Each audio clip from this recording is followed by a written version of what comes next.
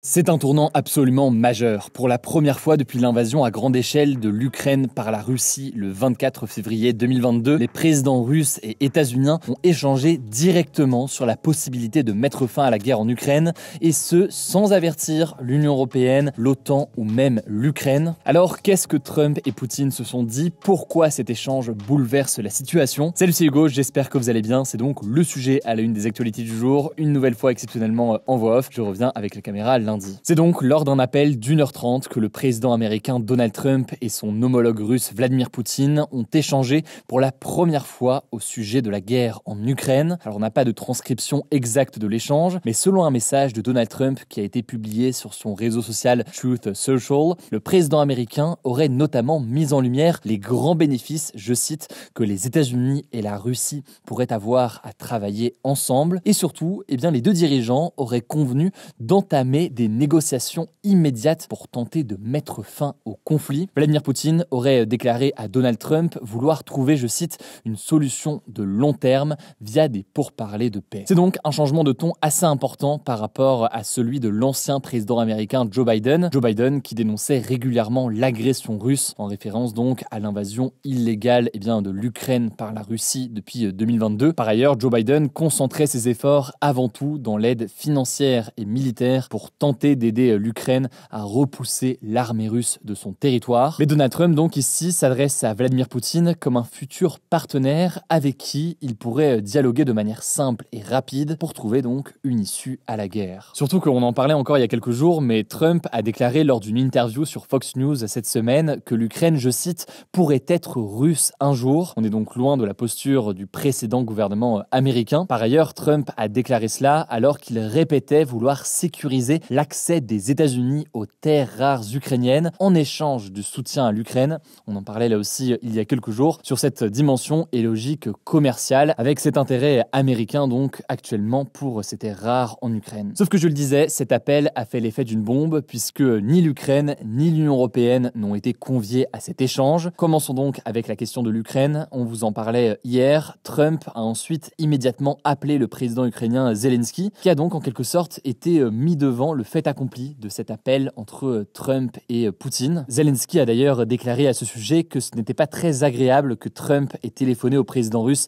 avant de l'appeler, alors que les États-Unis sont donc historiquement un allié important de l'Ukraine. Cependant, Zelensky a aussi déclaré que les négociations avec les États-Unis étaient, je cite, très approfondies. Il aurait notamment discuté avec Trump, je cite, de plusieurs nuances militaires, économiques et diplomatiques. Il a aussi ajouté que selon lui, Trump l'avait tenu au courant de ce que Poutine lui avait dit. Alors après, on a déjà nuancé tout ça ces derniers jours, faut faire attention à ces déclarations. En effet, est-ce vraiment le cas? Zelensky est-il vraiment dans la boucle en quelque sorte de ces échanges? Croit-il vraiment tout cela? C'est difficile à dire. On peut aussi supposer que le président ukrainien ne veut surtout pas froisser Donald Trump dans cette situation, au risque de se retrouver complètement isolé et de devoir accepter donc un accord avec Poutine sans le soutien des Américains. En tout cas, ce qu'on sait, c'est qu'une rencontre entre Volodymyr Zelensky et le vice-président américain J.D. Vance a été organisée ce vendredi en Allemagne en marge de la conférence de Munich sur la sécurité. Et ce qu'on peut aussi noter, c'est que le porte-parole du gouvernement russe, Dmitry Peskov, a assuré ce jeudi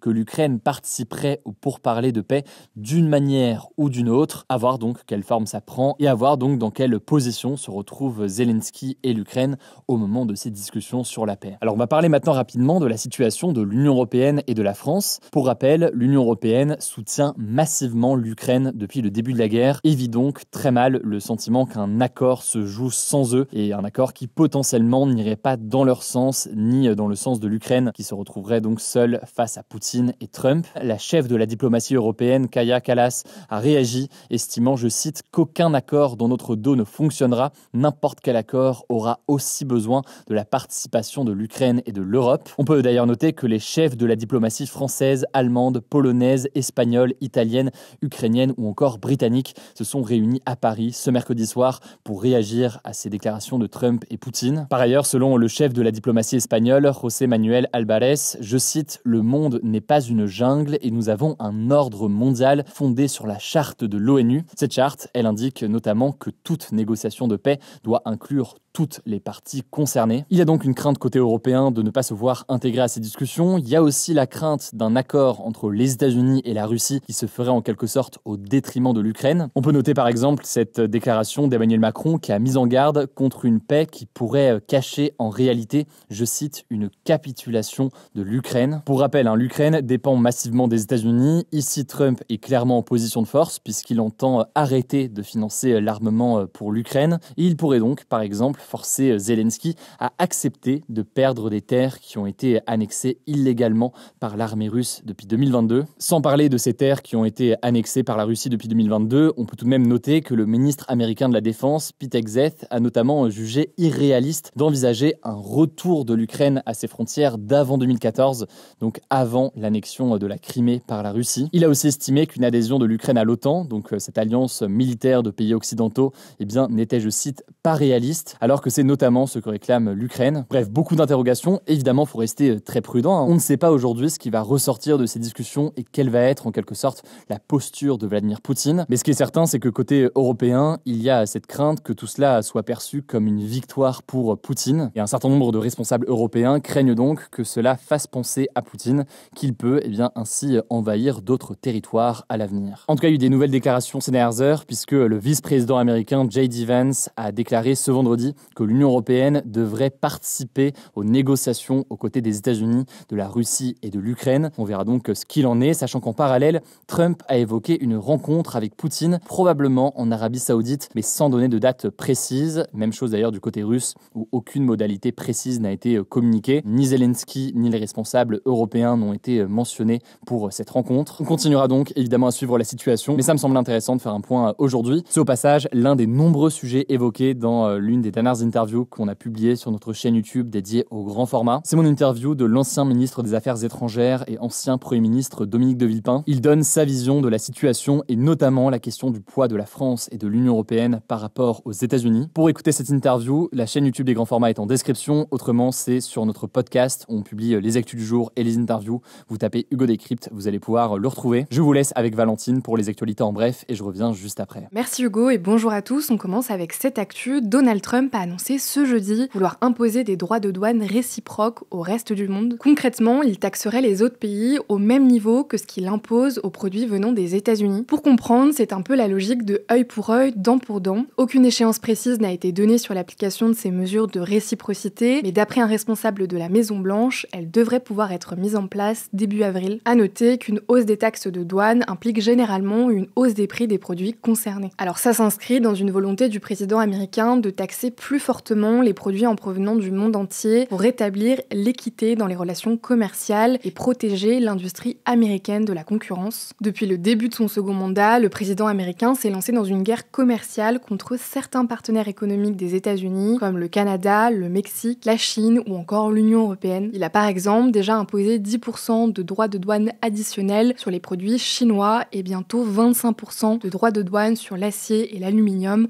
entrant aux États-Unis. Deuxième actu, le Hamas a confirmé ce vendredi que 3 nouveaux otages israéliens seraient libérés ce samedi. Ce lundi, le mouvement palestinien avait annoncé reporter jusqu'à nouvel ordre la prochaine libération d'otages israéliens prévue dans le cadre de la trêve à Gaza. Israël avait alors averti que 3 otages vivants devaient être relâchés samedi midi au plus tard, faute de quoi le cessez-le-feu prendrait fin. Finalement, le bureau du Premier ministre israélien a indiqué ce vendredi avoir reçu les identités des 3 otages israéliens qui seront libérés ce samedi en échange de prisonniers palestiniens. À noter que ce vendredi, le Comité international de la Croix-Rouge, qui a facilité les échanges d'otages et de prisonniers palestiniens entre Israël et le Hamas, s'est dit très inquiet des conditions de vie des otages retenus depuis plus de 16 mois à Gaza. Troisième actu, le pape François, âgé de 88 ans, a été hospitalisé pour une bronchite ce vendredi 14 février. D'après le Vatican, il souffre d'une inflammation des bronches depuis la semaine dernière et a été admis à l'hôpital Gemelli où avait notamment été soigné le pape Jean-Paul II. Depuis quelques années, la santé du pape François semble se dégrader suite à des problèmes de hanches, des douleurs au genou, plusieurs opérations et des infections respiratoires. Le chef de l'église catholique a été contraint à plusieurs reprises d'annuler sa participation à des événements ou de déléguer la lecture de ses discours. Il est également obligé de se déplacer en fauteuil roulant depuis 2022 et doit s'appuyer sur sa canne lors des rares moments où il est debout. Quatrième actu, l'ancien Premier ministre Jean Castex a été placé en garde à vue puis relâché ce jeudi dans le cadre d'une enquête pour détournement de fonds publics, faux et usage de faux. Selon BFM TV et Midi Libre, les accusations portent sur des faits datant de 2017 lorsque Jean Castex était président de la communauté de communes de Conflans-Conigo dans les Pyrénées-Orientales. La justice précise cependant qu'il n'y a pas de soupçon d'enrichissement personnel, donc Jean Castex n'est pas accusé de s'être enrichi en détournant de l'argent. Selon Jean Castex, l'enquête concernerait un dossier d'aide économique à une entreprise dans laquelle il n'avait aucun intérêt personnel. L'ex-premier ministre a été relâché après 10 heures de garde à vue, aucune mise en examen n'a été prononcée dans ce dossier et l'enquête se poursuit d'après le procureur de Perpignan. 5e actu, Apple est accusé de collecter massivement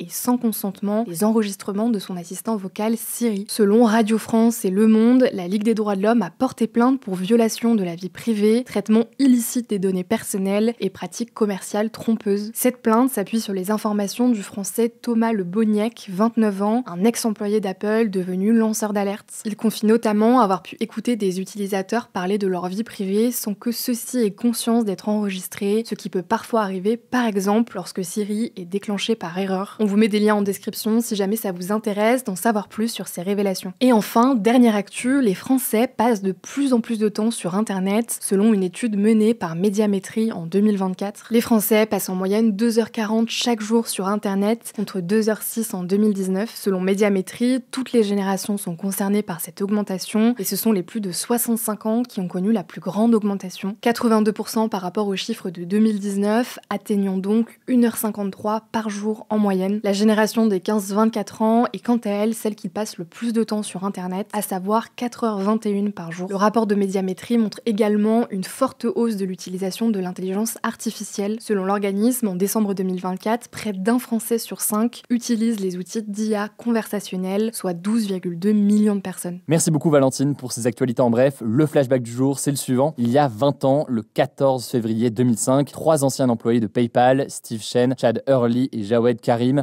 lançaient YouTube. Alors YouTube à l'origine, c'était un site pour partager des vidéos personnelles. D'ailleurs, la toute première vidéo jamais publiée, c'était Me at the Zoo, donc moi au zoo. C'est une vidéo de 18 secondes publiée par Jawed Karim, l'un des fondateurs donc. YouTube a été racheté par Google en 2006 pour 1,65 milliard de dollars. C'est aujourd'hui le deuxième site le plus visité au monde après Google, avec plus de 2,5 milliards d'utilisateurs mensuels. Et de mon côté, cette année, on va aussi fêter les 10 ans de cette chaîne YouTube. Ça fait très bizarre de dire ça comme ça. Merci d'être chaque jour plus nombreux à suivre ce format, en tout cas sur YouTube ou en podcast. Ce week-end, on a une nouvelle interview qui sort sur notre chaîne dédiée au grand format. Je vous l'ai dit, vous savez où les retrouver. Merci pour votre confiance. Prenez soin de vous, prenez soin de nos proches. Et puis on se dit à lundi pour le retour des actus.